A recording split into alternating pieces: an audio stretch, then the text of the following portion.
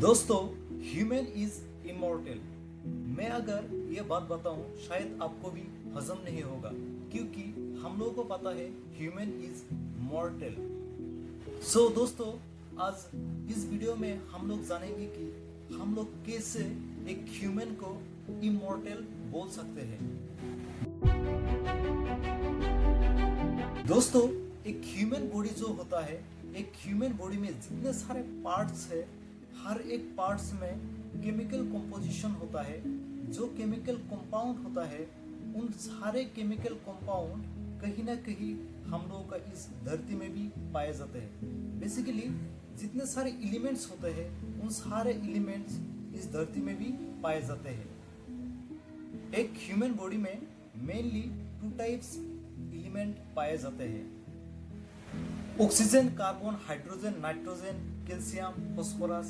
ये सारे elements major elements होते हैं जो एक ह्यूमन बॉडी में पाए जाते हैं। और जो एलिमेंट्स कम मात्रा में पाए जाते हैं, उन सारे एलिमेंट्स को ट्रेस एलिमेंट बोला जाता है। और ट्रेस एलिमेंट का अमाउंट बहुत ही कम होता है। 0.1% जो एलिमेंट होता है उसको ट्रेस एलिमेंट बोला जाता है। जैसे कि आयरन, फ्लोराइन, जिंक, ये सारे ट्रेस एलिमेंट का कैटेगरी में है। और जो एलिमेंट 99% पाए जाते हैं उसको मेजर एलिमेंट बोला जाता है। जैसे कि oxygen, hydrogen, carbon, nitrogen, calcium and phosphorus. ये सारे एलिमेंट को मेजर एलिमेंट बोला जाता है। बॉडी में जितने सारे कंपाउंड्स होते हैं, उन सारे कंपाउंड्स में कहीं ना कहीं oxygen, hydrogen, nitrogen, calcium and phosphorus, ये सारे एलिमेंट्स ज्यादा मात्रा में पाए जाते हैं। तो दोस्तों, जब एक ह्यूमन बॉडी डेथ हो जाता है, डेथ होने के बाद अगर उसको जलाया जाता है या फिर उसको दफनाया जाता है, एक ह्यूमन बॉडी को जलाने के बाद जो ऐश निकलता है, वो ऐश धीरे धीरे मिट्टी से मिल जाता है। अगर एक ह्यूमन बॉडी को दफनाया जाता है तो जितने सारे कंपोनेंट्स होते हैं, सारे कंपोनेंट्स डिकम्पोज हो जाता है। और जो हार्ट पार्ट होता है एक बॉडी का, जैसे कि टीथ और बोन हो गया, ये धीरे धीरे डिकम्पोज होता है। दोस्तों, अगर हम बात करें the conservation of mass law, यही बात होता है कि mass neither can be destroyed.